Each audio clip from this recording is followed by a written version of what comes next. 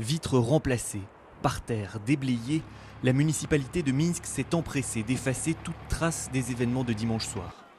Au lendemain de manifestations sanglantes entre l'opposition et la milice bélarusse, la place de l'Indépendance est toute propre, comme s'il ne s'était rien passé.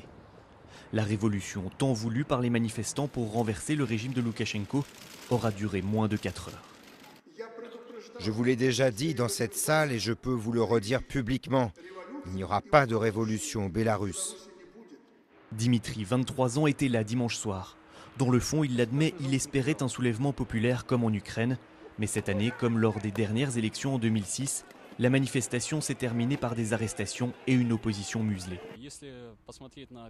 Quand on regarde la situation depuis les dernières élections il y a 4 ans, notre peuple est passif. Il n'y a pas de dynamisme. Et chez nos leaders politiques, c'est malheureusement pareil. Unique candidat de l'opposition en 2006, Alexandre Milinkevitch a suivi avec consternation la répression du régime Loukachenko. Lui a toujours prôné des manifestations pacifiques et il ne comprend pas comment la démonstration des opposants a basculé dans la violence. Je ne peux pas accuser les leaders de l'opposition, mais il y avait des provocateurs. Cet événement, pour nous, c'est un coup très gros.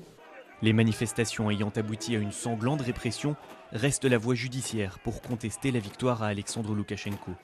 Lundi, l'Organisation pour la sécurité et la coopération européenne a dénoncé de nombreuses fraudes au cours de l'élection. Mais la situation peut-elle encore réellement évoluer ? Tout est bouclé, toutes les possibilités pour contester les résultats sont contrôlées par Loukachenko et bien sûr ce sont les gens loyaux à lui. Avec 7 candidats à la présidentielle qui croupissent dans les prisons de Minsk, l'opposition a été une nouvelle fois écrasée par le régime de Loukachenko.